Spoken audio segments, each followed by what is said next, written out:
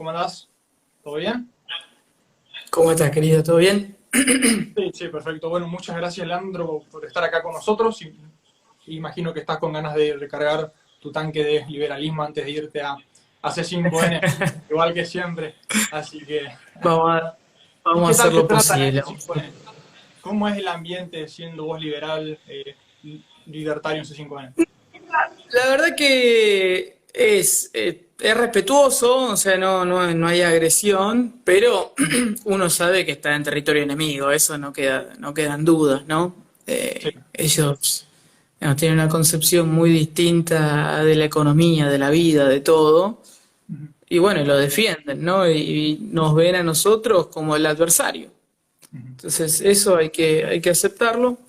ujú. Pero bueno, mientras sea todo discusiones respetuosas, Claro. no hay problema. Por el momento, digamos, se ha mantenido siempre así que no tengo objeción. Es más, te diría, celebro y agradezco que en un canal como C5N, que es abiertamente kirchnerista, permitan que haya una voz como la mía, ¿no? Que eso por Sí, ahí, muy bueno. Muy hace el año pasado por ahí no pasaba. Así que eso hay que celebrarlo. bueno. Sí, mira, y es muy bueno. Y imagino que te tiene que gustar mucho esa, o sea, no sé si gustar mucho, pero esa confrontación debe ser un ambiente en el que, no sé, floreces un poco, ¿no? Estar ahí porque es para una persona Sí, sí. especial, A creo yo, ver, ¿no?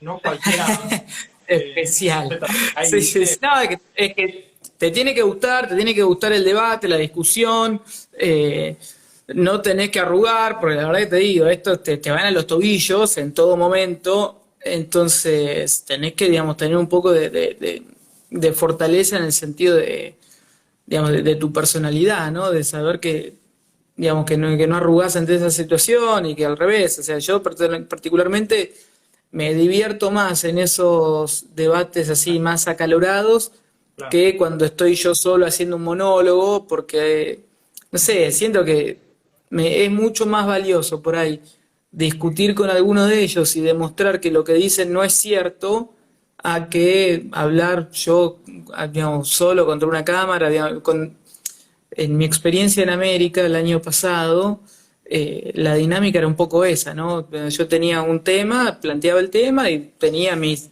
10 15 minutos para exponer, que si bien está bueno, nada, viste, se torna medio aburrido, es medio raro hablarle a una cámara, bueno, ahora lo estamos haciendo, ¿no? Pero Sí, sí, acá, sí. digamos, te tengo a vos de interlocutor, cuando estás en un estudio no sabés quién está enfrente, Claro. eh, ¿viste? Entonces es una situación media rara para la que no estamos del todo acostumbrados. Cuando debatís con otro, digamos, tenés una persona física ahí enfrente que, digamos, que se te planta y te viene a tratar de buscar el error en tu argumento y vos vas a buscar el error en su argumento, bueno, se convierte así en una pequeña, digamos, pelea de box que, te repito, o sea, si sos de los que les gusta eso, te haces un Sí, festín. Pero bueno, reconozco que no son todos, o sea, hay gente que sí, a mí digamos que también. no... Sí, a mí también, ¿sabes lo que me pasa muchas veces? Hay Che, algunos. permiso, estoy con el mate, no se me No, enojen. no, no, no, tranquilo, ningún problema. Yo hace un ratito que solté el mate acá también, así que tranquilo. O sea, a mí el problema a veces que tengo con esos programas, como que siento que las personas no se escuchan muchas veces, más en esas mesas cuando hay por ahí, no sé, 8 personas, 7 personas, como que todos gritan, todos se interrumpen, hay muchas chicanas, como que no hay muchas veces un intento de escuchar y que haya un debate serio Bueno, con esa otra persona, ¿no? eso que decís es algo contra lo que batallamos bastante, porque es cierto que sucede, todos queremos hablar, todos queremos expresar, digamos, nuestro punto de vista, cada vez que alguno dice alguna animalada, el otro quiere saltar, en particular yo, ¿no? Sí, Y es cierto que, digamos, no es muy televisivo eso, y eso a mí en particular me lo marcan mucho. ¿Viste? O sea, yo escucho a alguien diciendo alguna burrada y le salto a los tobillos, digamos, sin pensarlo, pero es cierto que a veces, viste, reveo los programas a ver cómo salió, y es verdad que cuando hablas encima del otro no se entiende nada, viste, y se pierde un montón de la discusión.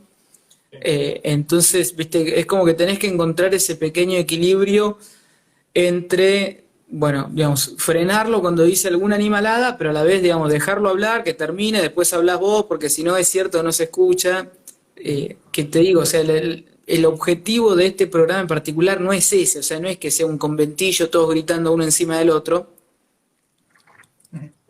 pero bueno, no es tan fácil de lograr también, ¿no? Pensá que Sí, sí, obvio, por supuesto. somos seis en la mesa, más el conductor, más algún invitado adicional que viene, ¿viste? O sea, son muchas personas, 8 personas más o menos. Sí, Todos quieren hablar, todos se quieren destacar, ¿viste? Entonces, sí. es un, Bueno, es Leandro, nos un, es fuimos un temita.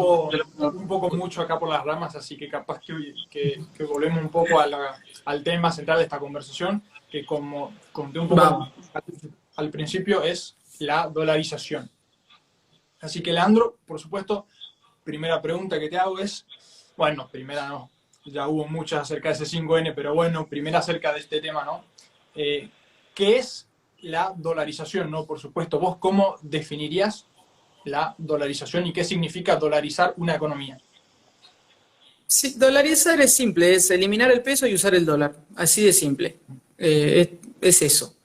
Eh, digamos, al Pero hacer eso, eso, ajá. sí, te escucho.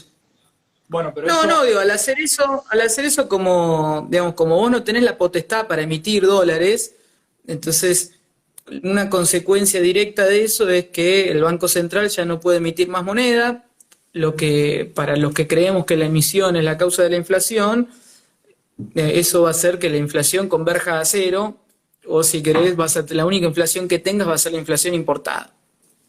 Lo que, digamos, para lo que es la economía argentina, en donde, si bien hoy la inflación en Estados Unidos está cerca del 7 más o menos, pero los últimos 20 años fue aproximadamente 2, eh, tu inflación en Argentina sería más o menos 2% versus el 50 y pico que tenemos hoy. Así que resolvés ese problema de raíz, y no solo que resolvés ese problema, sino que también atás de pies y manos al Banco Central, y digamos, el Banco Central tiene prácticamente prohibido financiar al gobierno, tiene prohibido financiar el gasto público, que es una de las principales fuentes de financiamiento que tiene el gasto público y el déficit en particular hoy, ¿no? Entonces, digamos, sí. te quitas varios problemas de encima con esta única medida. Pero bueno, Pero también es cierto que suponete, te termino con esto. O sea, yo creo que estoy totalmente a favor de la dolarización, pero bueno, hay que reconocer que implica, digamos, el fracaso total digamos, de la política monetaria argentina, de la independencia del Banco Central, y es como una bala de plata, ¿no? No hay vuelta atrás de esto, y nada, es medio como matar una mosca con una bomba nuclear.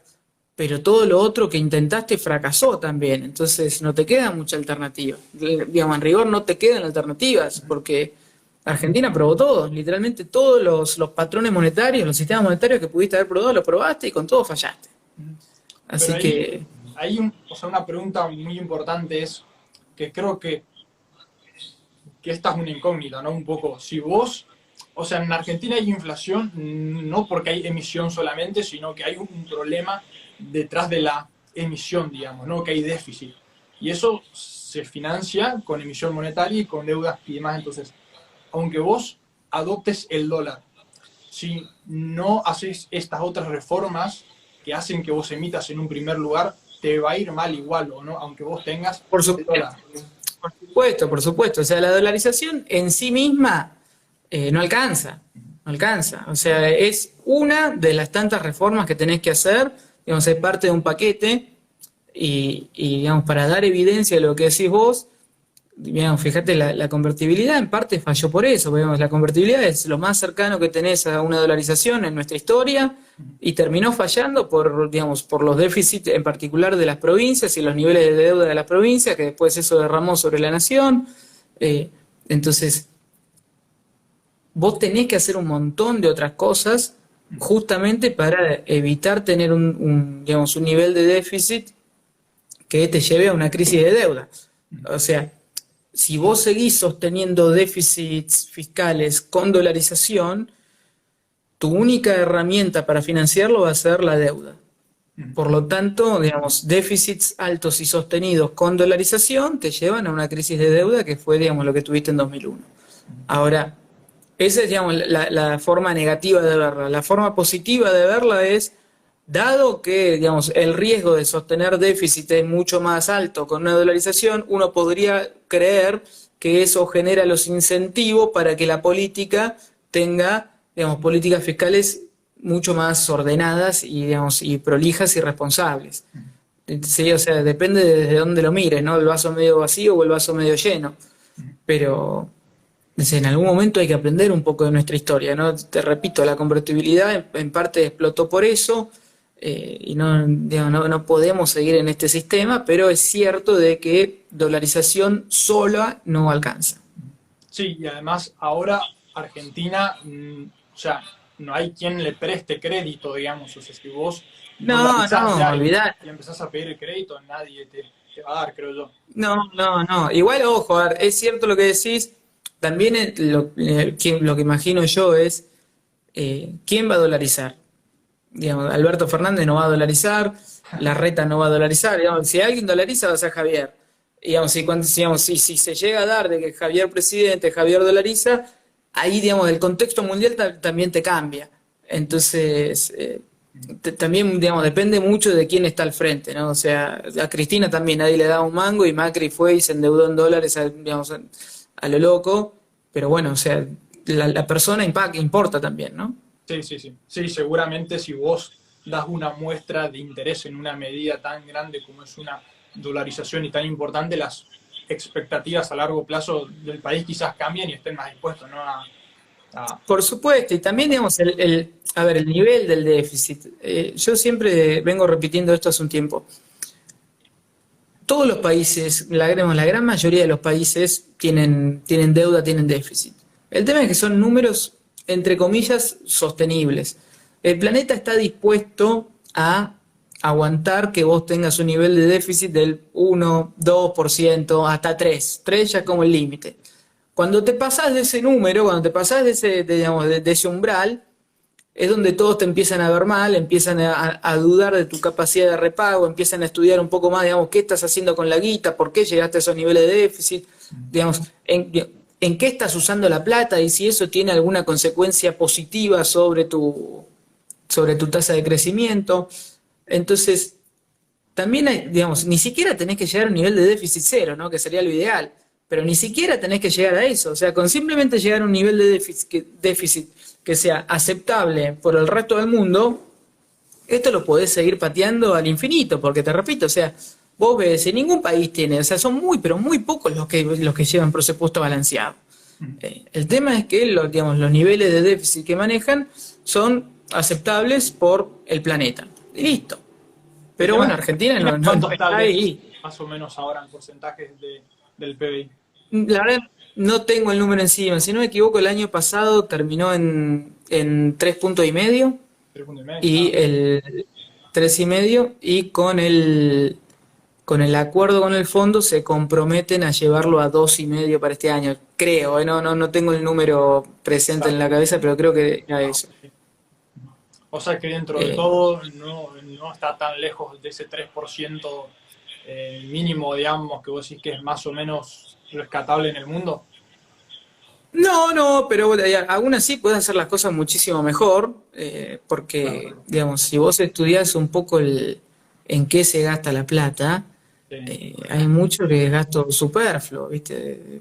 El otro día, mira, la misma gente de C5 me decía, se juntaron en el Consejo Económico y Social, no sé qué, ¿viste? Y uno de ahí, también, ultracristianista, me dice, ahí se juntan a sacarse una foto, no sirve para nada, ¿viste? Le digo, bueno, es gasto público improductivo se llama. Me dice, sí, tenés razón, ahí sí.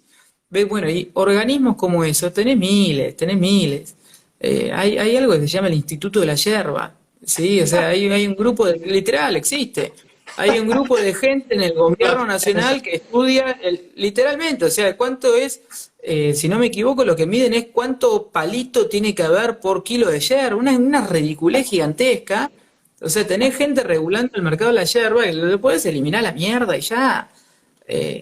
Y como eso, viste, vos te pones a escarbar y hay un montón de cosas en donde se está gastando plata que no sirve para nada y que en realidad te termina complicando la vida, porque de vuelta, digamos, este Instituto de la Yerba te pone ciertas regulaciones que terminan, digamos, influyendo sobre los precios, encareciendo al productor y lo pagás vos. O sea, si vos tomás mate, vos estás pagando el Instituto de la Yerba, no lo pagan ellos. Sí, por supuesto.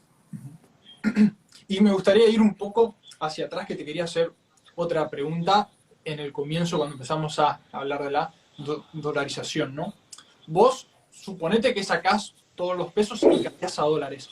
¿Cómo es ese proceso desde el Banco Central? ¿No? Suponete que vos sos el presidente del Banco Central argentino y te dicen un día, che, bueno, hay que comprar, nos hay que vender todos los dólares y comprar todos los pesos. ¿Cómo es ese proceso?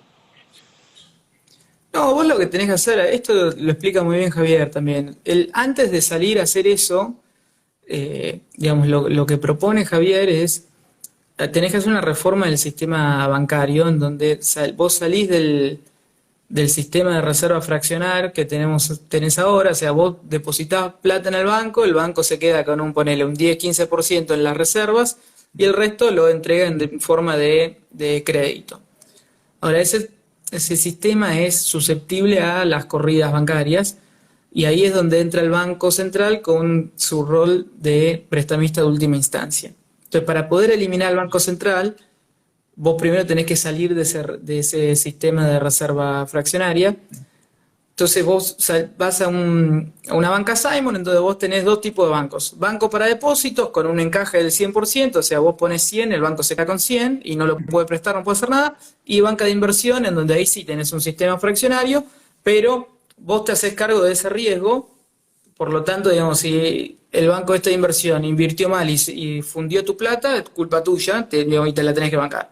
Claro. Recién ahí, donde ya, digamos, no existe más esa función de prestamista de última instancia, vos salís a rescatar la base monetaria contra las reservas a un tipo de cambio preestablecido y ya está, digamos, es cuestión de que digamos, avisás a la población, les das X cantidad de tiempo y decís, o sea, durante todo este periodo ustedes tienen que dejar sus pesos van a ser intercambiados por dólares a esta determinada tasa y se terminó la historia. O sea, cuando fue el pase del austral al peso, yo me acuerdo, digamos, yo era chiquito, pero me acuerdo, te cambiaban 10.000 australes a un peso. Y vos ibas al banco y con tus pesos y los tipos te empezaban, con tus australes, el banco, digamos, recuperaba los australes y te daban pesos. O sea, ¿Y qué pasa después con esa plata, ¿no? Con estos australes o con esos pesos en el caso? Los destruís, porque ya no los vas a usar más. El billete viejo, los destruís. O sea, es basura, literalmente se convierten en basura. Sí. Así que dolarizarse has dicho, vamos carajo. Así que sí, es eso. O sea, el proceso es relativamente simple. Obviamente requiere tiempo, porque imagínate todos los billetes que hay circulando en el mercado, que vos rescates todo eso, obviamente que, digamos, operativamente lleva un montón de tiempo. Pero bueno, mira, si no me equivoco, durante la convertibilidad todo ese proceso tomó un año o menos. O sea, se puede hacer. Esa demanda, digamos, ¿no? Cuando vos informás a la gente que va a haber una dolarización, ese aumento de la demanda de dólares no hace que suba el tipo de cambio. No necesariamente, o sea, ¿por qué habría de subir? O sea, se supone que vos estás dolarizando un tipo de cambio de equilibrio y ya. No hay motivo por el cual, en realidad te diría que al revés, porque, o sea, vas a tener más demanda de moneda, no veo que eso influya mucho sobre el tipo de cambio de equilibrio. O sea, imagínate que hoy tuviéramos un tipo de cambio unificado, ¿no? Si querés, vamos a hacerlo más simple. Andá a la era Macri, donde vos el tipo de cambio, el mercado era libre. Donde el tipo de cambio, ¿cuánto es que estaba? Entre, 10, 12, 15, ¿cuánto estaba más o menos al principio? Sí, en un principio sí, creo que llegó a estar a 15. 10, pone. En un principio. Bueno, pues en 15, ¿crees? O sea, si vos tenés un tipo de cambio que está más o menos estabilizado y a partir de ahí anunciás, bueno, ahora este tipo de cambio yo dolarizo, Digamos, si nadie está corriendo contra la moneda de ese tipo de cambio antes, ¿por qué van a correr después de que dolarizas? O sea, no hay mucha razón para que eso suceda. ¿Y qué diferencia hay entre la dolarización y convertibilidad? Que con la convertibilidad vos todavía mantenés el peso. O sea, en la convertibilidad vos tenías, O sea, es como un digamos, tipo de cambio fijo, el peso y ¿no? el dólar. Claro, sí, sí, la convertibilidad era un sistema de tipo de cambio fijo donde el peso era convertible al dólar, ambas monedas eran moneda de curso legal, o sea, los comercios te aceptaban ambas monedas. Hoy en rigor, si vos quisieras pagar con dólar, en teoría no podés, porque digamos, el dólar no es moneda de curso legal, entonces vos en rigor no podrías pagar cualquier transacción en dólar, pero a su vez el, el Banco Central tenía la restricción de que por cada peso que emitiera tenía que tener sí o sí $1 de reserva. Entonces vos tenías, digamos, la emisión de moneda estaba atada a tu nivel de reservas. Pero aún así, Es como ambas monedas podían... un patrón dólar, digamos, ¿no? Es Una como un cosa patrón. sí, Sí, una cosa sí, una cosa sí. Pero bueno, como el dólar seguía, perdón, como el peso seguía existiendo, fue más fácil salir de ahí, ¿entendés? Porque vos simplemente rompiste con la caja de conversión, rompiste con el sistema de tipo de cambio fijo y empecé a emitir. Y ya está. O sea, la moneda basura para hacer populismo ya la tenías. Si vos querés salir de la dolarización, digamos, una de las cosas geniales que tiene la dolarización es que es casi imposible salir. Porque aun cuando quieras salir, tener todo ese proceso de transición que yo te conté que necesitas para entrar en una convertibilidad, para entrar en una dolarización, también lo necesitas para salir. E imagínate lo que podría llegar a pasar con la economía argentina si vos anunciás que vas a desdolarizar. O sea, la demanda de pesos se te va a cero, a cero. Eh, entonces, o sea, una vez que vos entrás en este sistema, los mataste, digamos, los políticos no pueden salir nunca más, los arruinás y victoria para nosotros. Pero, digamos, para mí esa es una de las grandes cualidades que tienen. No ¿y salís. hubo alguna vez algún caso, algún ejemplo de un país que haya salido de una dolarización, o sea, una marcha atrás otra vez a su moneda? Que yo sepa, no. Que yo sepa, no. Los ecuatorianos están dolarizados y Correa viene tratando de desdolarizar hace años, pero es la misma población la que no se lo permite, porque, o sea, los tipos no quieren volver digamos, cuando dolarizó tenía una inflación del 90%. Digamos, el ecuatoriano no quiere volver a eso. Y lo mismo nos pasaría a nosotros, o sea, eh, no, yo Sí, si vos lo mirás veo. el gráfico del cambio en la inflación en Ecuador es impresionante, cómo Es está de arriba y de tremendo, la es nada tremendo. casi 90 grados hacia abajo, ¿no? Se desplomó en un año. Es tremendo. Pero no solo el efecto en inflación, vos también cuadruplicó el PBI por cápita, bajó la pobreza en un 50%. O sea, los resultados que tuvieron fueron fantásticos. Después, obviamente, viene el populismo de atrás, ¿no? O sea, en ese momento también asume Correas y entonces, no, digamos, no es independiente de digamos, qué pasó después. Claro, Pero es un sistema que, digamos, limita mucho la capacidad del político de mandarse cagadas. ¿Sí? Yo creo que esa es la gran virtud. O sea, estos garcas que se la pasan cagándonos, lo pueden hacer porque tienen herramientas. Y vos con la dolarización le quitas esas herramientas. sí. Bueno, Leandro, ya pasamos, ¿no?, la media hora, así que te voy a leer algunas preguntas acá que fue poniendo la gente y bueno, después lo vamos dejando, así te vas A ver. dejando para el canal y eso. Y nada, gente, si quieren hacer alguna otra pregunta, pueden ir dejándola acá abajo, en el globito de signo de pregunta.